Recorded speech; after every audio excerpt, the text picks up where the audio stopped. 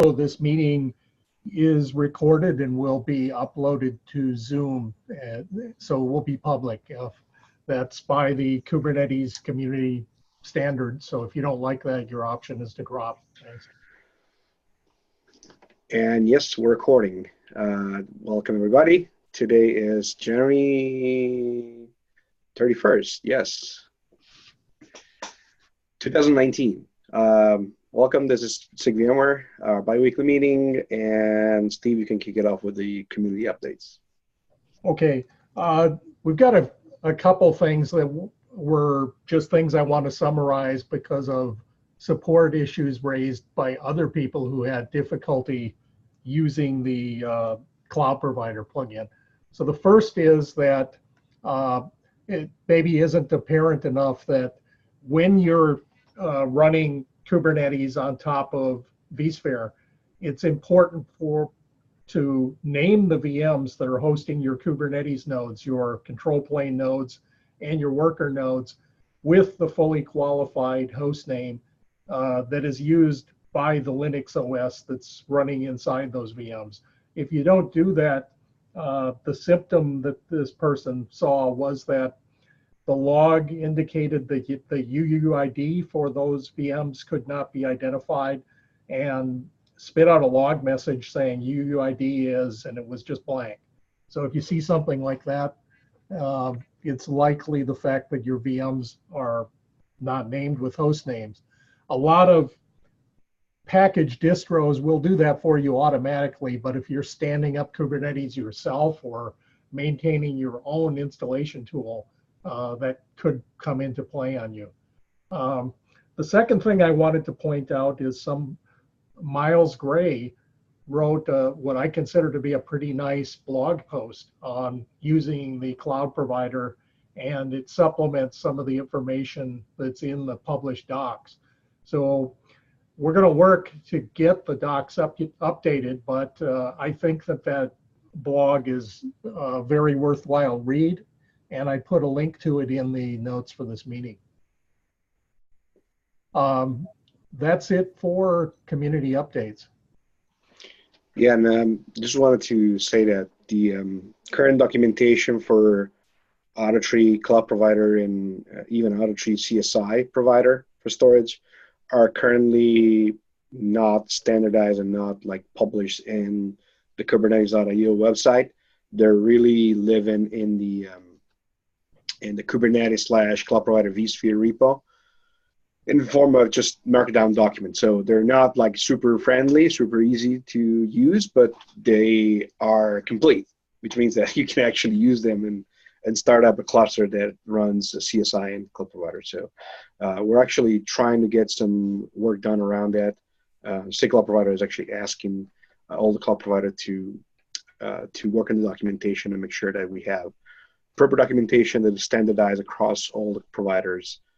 Hopefully we'll find a way to make that happen shortly, because it's becoming a pain point for many users. And then finally, I won't put it in the community update section, but we'll get to it after during the questions discussions. But I see Bryson is back, and a couple weeks ago at the last meeting, I know you had that issue with volumes not remounting, but let's get to follow up at the end in today's meeting, unless you have to leave early, Bryson. Yeah, we can talk about it at the end. I just basically started watching the video that someone suggested and posted in the notes last week. I didn't get info out of it, but we can talk more out of it at the end of the meeting. Okay. Cool. Let me go with the roll-up of updates from the various efforts that we have currently in flight. So I just want to briefly mention the cloud provider. So for Kubernetes 1.14, the new process requires a CAP to be filed for every announcement that goes into Kubernetes, even though the Auditory Cloud Provider is not technically part of Kubernetes core because it lives in a different repo. But given that it's part of the release, basically, and it will be eventually at some point in the future, hopefully sooner than later, it's going to be the default way of running platform-dependent code for Kubernetes. So they're asking us to create caps, and we filed our cap for Auto-Tree Cloud Provider, and we merged and it's part of 114 milestone, which means that we officially tagging Cloud Provider, Auto-Tree Cloud Provider for vSphere as beta for 114. The only feature that was missing from Cloud Provider to get in, on par with what's the in-tree Cloud Provider was the zone support, which David has merged earlier this month. So great job, David. We're actually in good shape. So we're declaring that a beta version of Cloud Provider, definitely stable. So hopefully we're gonna make it GA by the next release. For 115, we hope to bump that up to GA, and I guess the CSI will follow suit for the next time around. Besides that, not much else going on with Cloud Provider, but there is CSI has been getting a lot of updates lately, especially over the break and after. David, I see you're on the call. If you want to give an update on what's going on, I saw you just sent out a patch to get multi-vCenter and zone support for CSI. Yeah, that's right. So that PR is out for review right now. You can go, anybody's welcome to go and provide comments and feedback. So like you said, the CCM had implemented the zone support was implemented there. And so by adding the multi-vCenter and multi-data center support on the CSI side, now we can actually basically support a full configuration, like a Kubernetes cluster that spans multi vCenters and multi data centers. And also now, because with that PR, we can actually, we were limited to single vCenter, single data center, but now we are able to basically provision persistent storage for any kind of Kubernetes workload and target them to a specific zone, right? And so that's basically what that PR does. And I think with that PR, we get, correct me if I'm wrong, but like functionally equivalent to what the in-tree provider does, plus the out-of-tree provider now has additional features that the in-tree provider doesn't have. So as an example, the CSI driver can supports provisioning storage from data store clusters and data stores, and it's not confined to a single global data store that's accessible everywhere. You can literally target them based on whatever zone that you're in. So it's the functionality goes beyond that now. Yeah, there's for clarification, there's a bunch of PRs currently open against Kubernetes for the in-tree storage provider for vSphere to support some topology mapping for disks. But the thing is that the in-tree storage provider uses a different API. It still uses disk manager, while CSI uses first-class disk, which is unfortunately is available from vSphere 6.5 onwards and not before. But it's much better when it comes to actually supporting storage functions. So from a functionality standpoint, I think once those in-tree PRs are merged, we're probably going to get feature parity with both. But given that CSI is going to be the future anyway, and even the API that we're using for the features, like first-class disk and all the new functionalities that are coming, like snapshots and so on, are developed in that new vSphere API called first-class disk.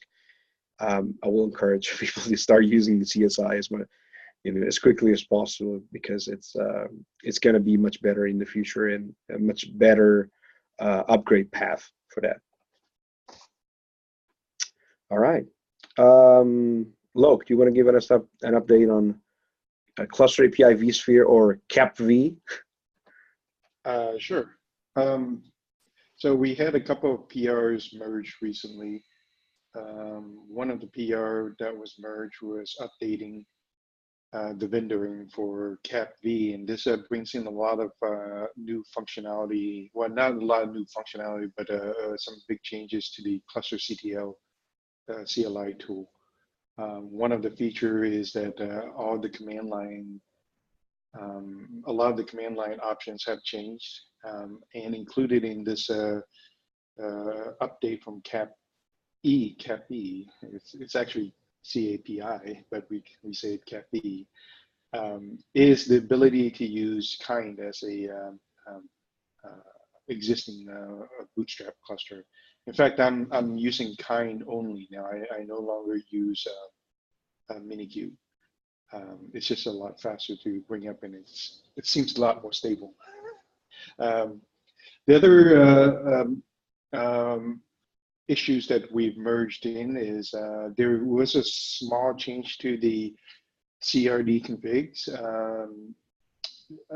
We don't believe that it should affect anybody. There's no changes to the controllers or the container names, or so that was merged. And then we have one other issue that was merged that allows users to import via the cluster API YAML files, import custom certificates. We did this in previous projects. So for something like, for instance, if you wanted access to like a private Docker registry internally, you could use that that certificate mechanism to import that into your created cluster. There is an issue that is being worked on right now that will address some of the testing of the OVA. We're not merging that right now. We have a hold on it. So the issue with that PR right now is that GoVC did not have support for the content library when we started on that PR, and we put in a Python script, but the Python script is it has a VMware copyright, and there's questions, and then there's also issues about how do you get that transferred into the open source. So we found out that the content library support was being put into GoVC, so we're holding off on the PR to test the OVA until we have that GoVC support, and then we'll just remove the Python script from that PR. Is there a timeline on the content library support? I know there's an open issue that's been open for a while. The last I heard was that potentially next week. So, yeah. Okay, that's great. Awesome. Get updates on Cluster API. There's definitely a lot of work happening in that part of the Kubernetes world. Yeah. So I will mention one other thing. So as part of CAP-E drive towards V1 Alpha 1, for this quarter, we're going to be mostly focused on continuing with the testing infrastructure and verification. For instance, running possibly Sonobui to do conformance tests on the target cluster. And then any functionality there will do to support other customers. But I think our general focus for this quarter is to help CAP-E get to V1 Alpha 1. So they have a backlog of issues in the milestone, and we're just going to start picking those off and working on that. Yeah, makes sense. All right, that's that's pretty much it for the updates. Unless there is any other things up for discussion, and if you have something, please feel free to drop in the agenda items. Even last minute works. If not, I know Bryson wanted to follow up on his question from 2 weeks ago.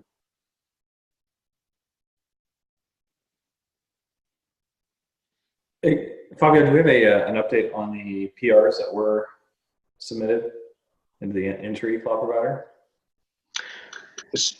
Currently, they're still under review. There's been a very in-depth review of those PRs from a number of members of the community. I was actually surprised about the scrutiny that was put into those PRs, which is actually a very good thing, in my opinion. There was some flakiness with the test, which always happens, unfortunately. But all in all, they're running smoothly. They're being honed. So I think we're at the point where they can be merged.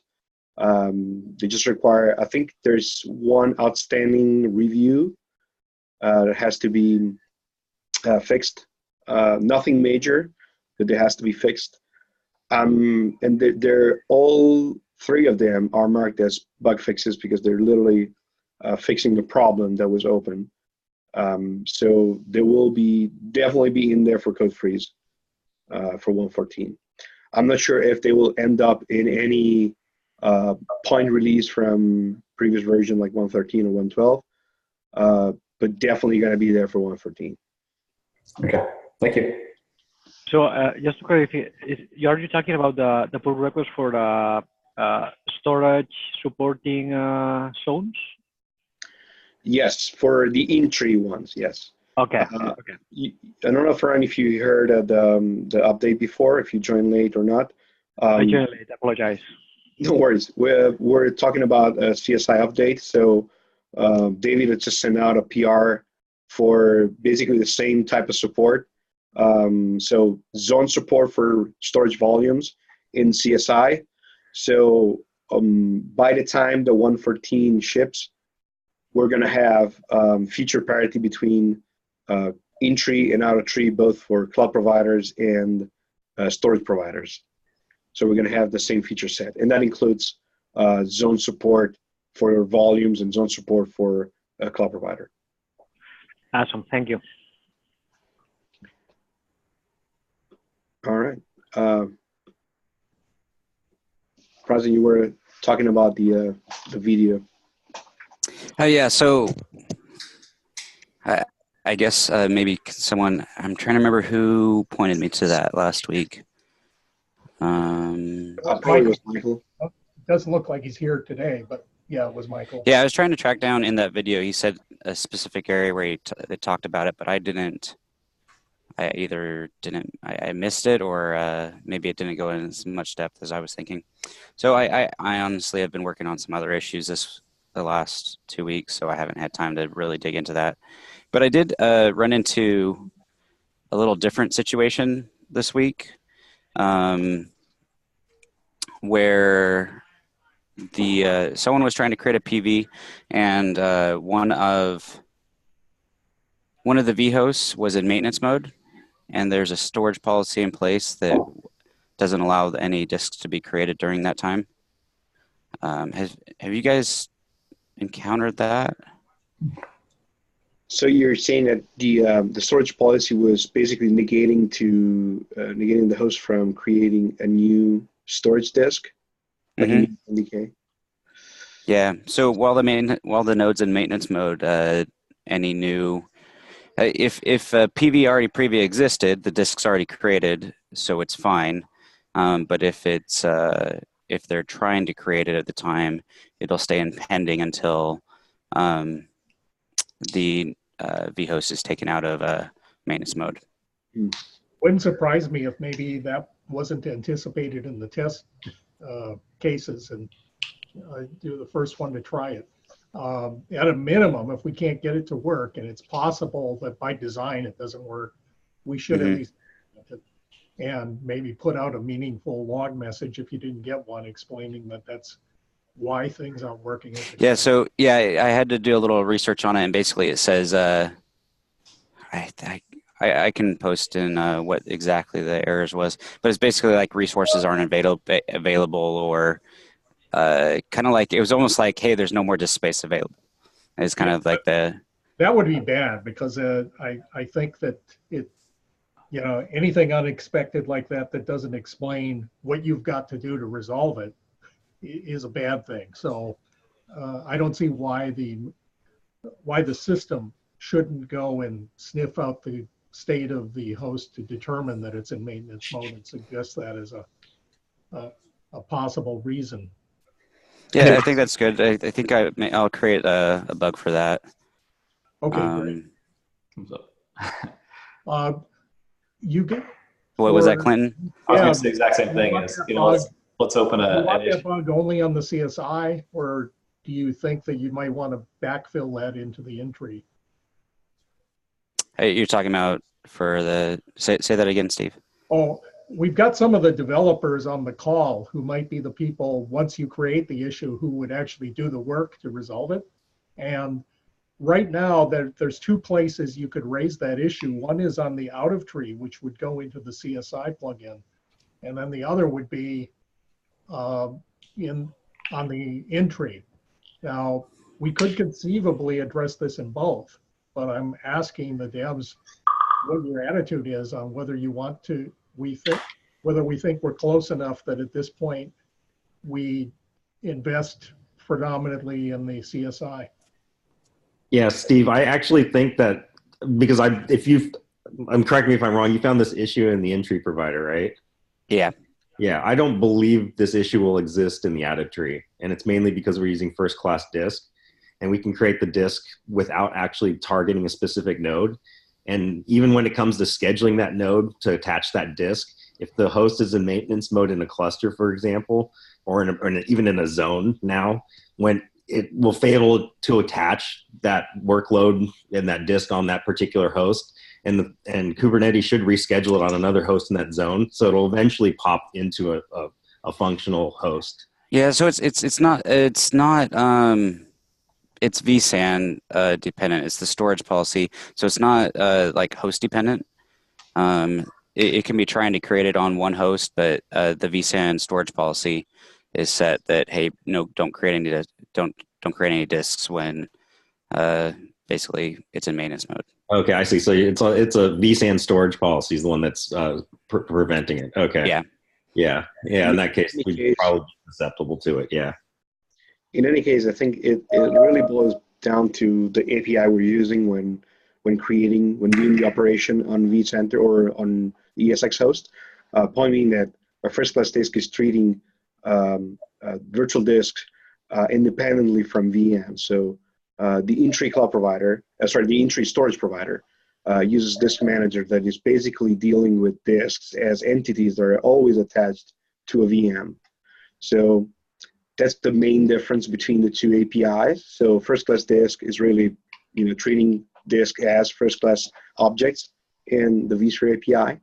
So even if you get an error back, like if you're trying to contact the API saying I want to create a new disk, but the storage policy doesn't want you to do it because of maintenance mode or something else, the error you get back is more meaningful to the API consumer, being CSI, saying, okay, I cannot create this because vSAN is in maintenance mode and I cannot create a new disk. So it's easier to deal with the error. Yeah, definitely. Yeah, that would be helpful, because what I got from our developers that were trying to do that was, what does this mean? And then I was like, well, I know you're not out of space, so let's go figure it out. Mm-hmm. So yeah, Bryson, what I was going to say is, let's just file an issue inside the Kubernetes entry vSphere provider, and then we'll direct the development team for the entry to look at it. And David's focused on the out of tree, so we'll also look at it for out of tree to make sure that we have a test case and that we're covering that. Okay. So just one GitHub issue on the entry, and then that'll. Can you post in the meeting notes exactly where you want me to do that, and I can do that? Yeah, of course. Fabio, can you make a note for the GitHub issues? Thank you. Absolutely.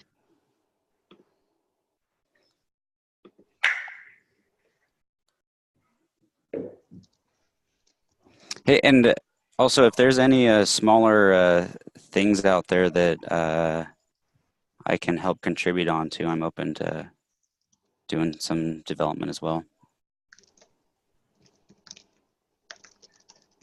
That would be great.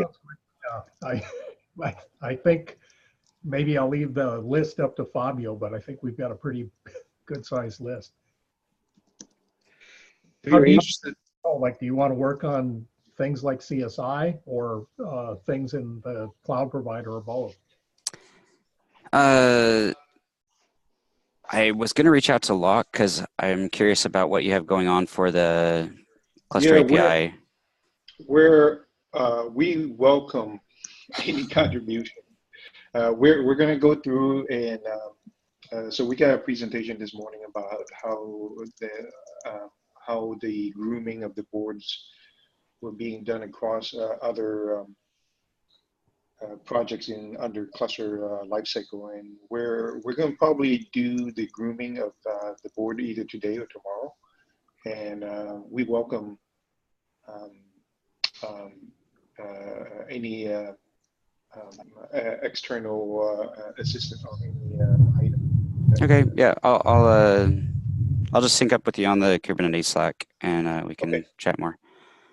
We do have Bryson, where are you based, geographically? In Arkansas. Okay.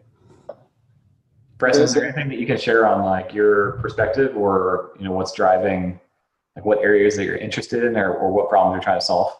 Well, I mean, we have multiple cloud providers that we're trying to work with, and so I've been trying to dig into kind of the cluster API space so that we can have kind of one API for building those out. So that's kind of my main interest right now.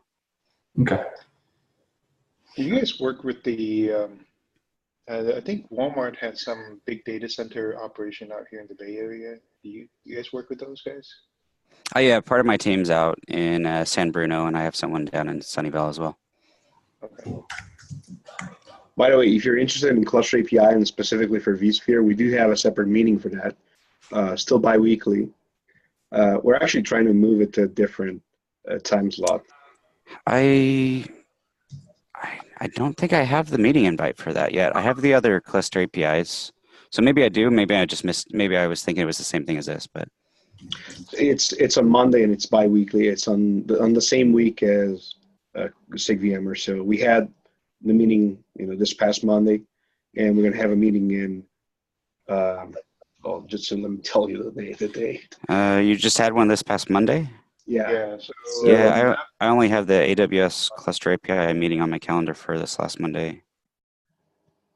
Okay, so next one's going to be on the 11th, and it's at 1 p.m. Pacific. Bryson, are you signed up on, are you part of the SIG VMware Google group? Because I think if you are, you get all your meeting invites. I'll have to look at that. I assume so, because that's how I got this meeting invite.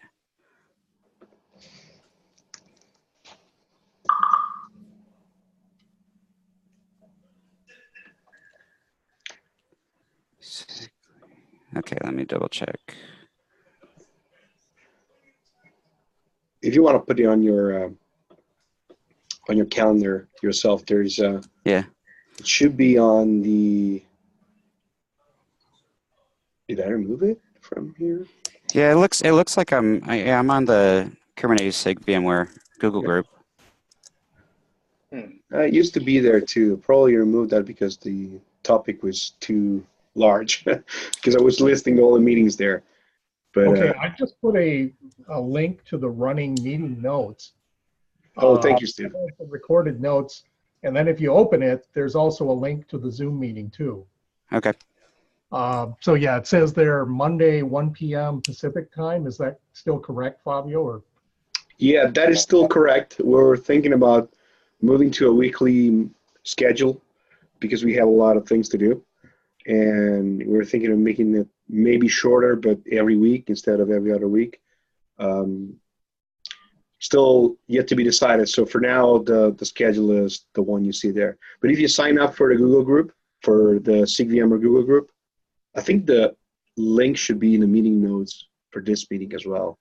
You definitely get the update because I send out the calendar updates there every time I change a meeting. Yeah, it's interesting that I don't have that. I think I have all the other calendar updates. I don't know I have that one. Don't have that one.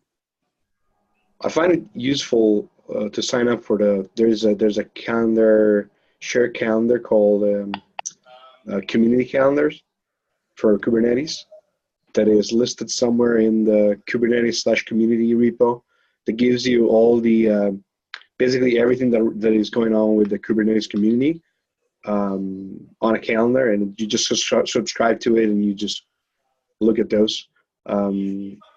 It's a bit overwhelming because there's a lot of meetings. There are a lot of them. Yeah. But yeah, you can just pick whatever you need and just like put a reminder for them or something.